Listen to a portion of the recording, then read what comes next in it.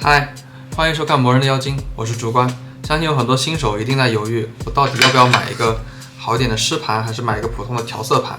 那么这期视频我告诉你，到底值不值得购买湿盘，还有湿盘到底该怎么使用。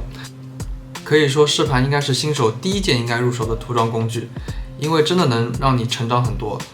讲道理，我现在如果没有了湿盘，我都不知道应该怎么去涂装。好吧，好像还可以干扫。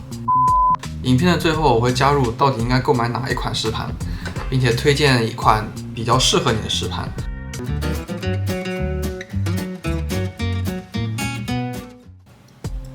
给湿盘加水的量其实很随意就好，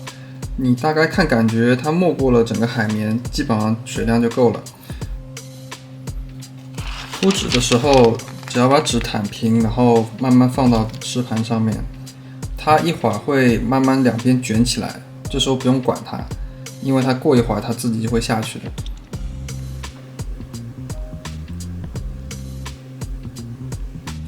然后这时候再把整个纸给摊平，然后尽量把纸匀到整个海绵的中间，这样在涂的时候使用到的面积就能越多一点。那我现在实际测试一下湿盘与普通调色盘的颜料干燥的时间，我会用几支不同牌子的漆来看看区别。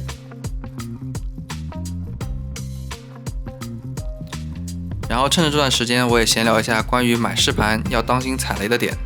我最不建议呢，就是买一些淘宝上面一些用特别大的海绵，然后在盒子里面放一块的那种湿盘，因为那种湿盘使用的效果真的非常不好。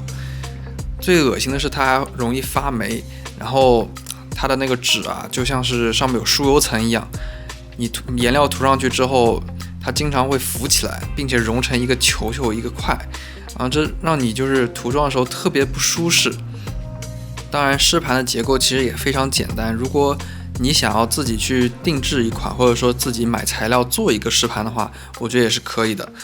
我相信自己配置出来的湿盘应该是要比市面上大部分的国内的一些湿盘要做得好的。当然红草和 Army Painter 的这些湿盘呢，它都是经过很久的研发，所以说它是让人省心的，你不会去担心它就是用不好，或者说没法用。当然它的 CP 值也是比较低的，毕竟价格放在那里还是比较贵的。如果你自己做一个湿盘，大概只要花个60-70块钱，有红草70-80%的功能的话，那我觉得还是建议你可以去自己选择做一个湿盘的。网上其实有非常多的视频介绍到底该怎么做一个定制自己个性化的一个湿盘。当然我在我的视频里面的话，就会介绍一些我用过的，并且告诉大家应该去选一款怎么样的专业湿盘。A few moments later.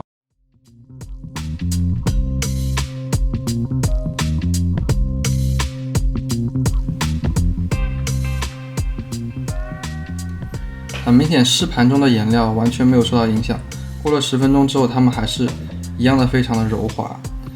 没感觉到完全没有阻力。在涂的时候，笔也非常的湿润。那再看看金属的调色盘里面的情况吧。加了水之后的涂料还是有一点点可以涂的，但是它基本上已经比较干了。像有几个 Vallejo 的颜料已经完全涂不了了。没有稀释的颜料情况就更加糟糕了，好几个颜料已经完全没法拯救了，已经死死的粘在调色盘上了，用笔怎么刮它都刮不下来。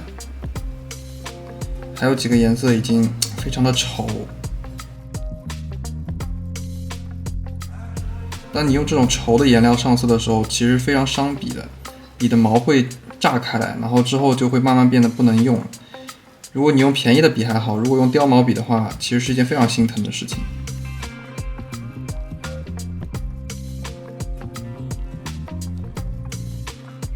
那相对来说 GW 的漆在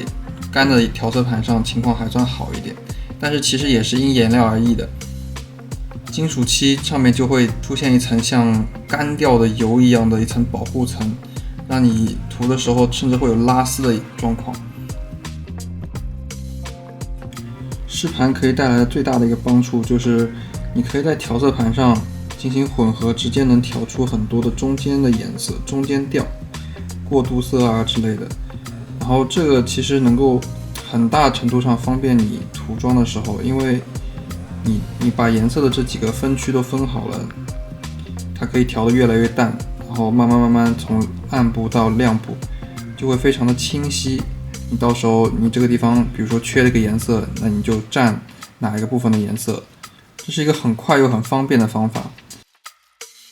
湿盘还可以帮你在模型上直接进行湿混，这是一个非常有效的方法，而且也非常快。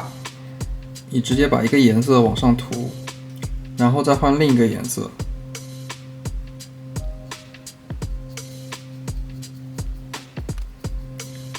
然后把笔给清干净，最后涂中间的颜色，就能直接得出一个混合出来的中间色。这种方法就可以让你特别简单的在模型上进行过渡，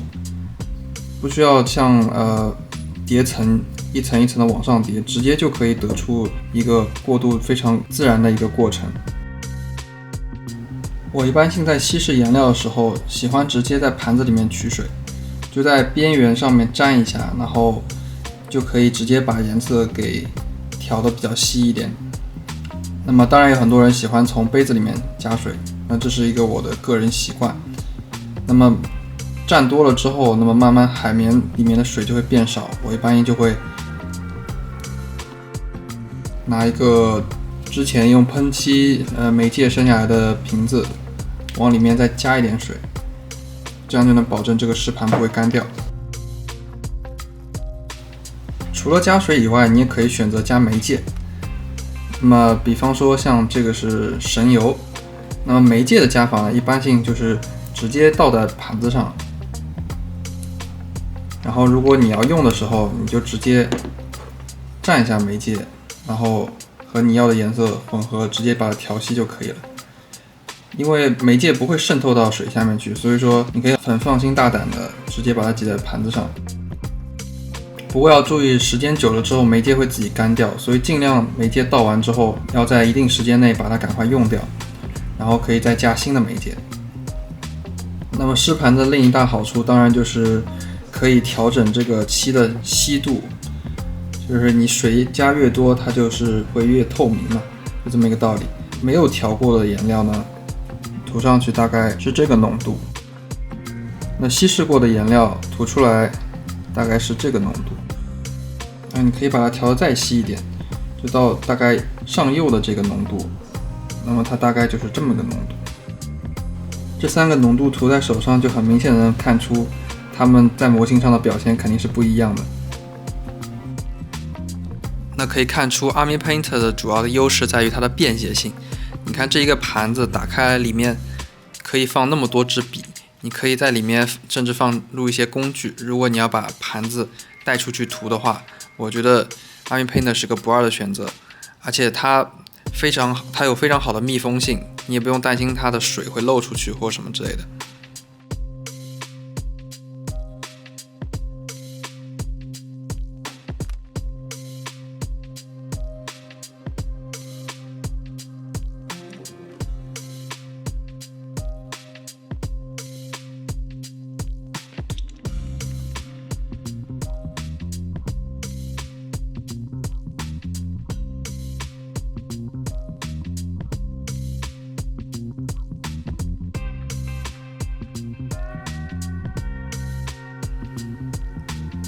从这个颜料在纸上的对比可以发现，这个 Army Painter 的这个纸是没有红草来的舒服的，它在上面会有点怎么讲拖泥带水的感觉，并且颜料会比较散。你笔在飓风在沾颜料的时候，有时候不会沾全整一个笔尖，但是红草的话就从来没有过这样的情况。另外还有一点我特别喜欢红草的一个原因，就是它的这个海绵永远是比盘子要小那么一圈的，这个呢就能很大程度上帮助你在蘸水的时候不会碰到海绵。在 Army Painter 的这个盘子里面，海绵已经把整一个盘给塞满了，你每次去蘸水的时候都会碰到海绵，那么海绵就会沾上特别多的颜料，这一点我觉得特别的不太适合我的使用习惯。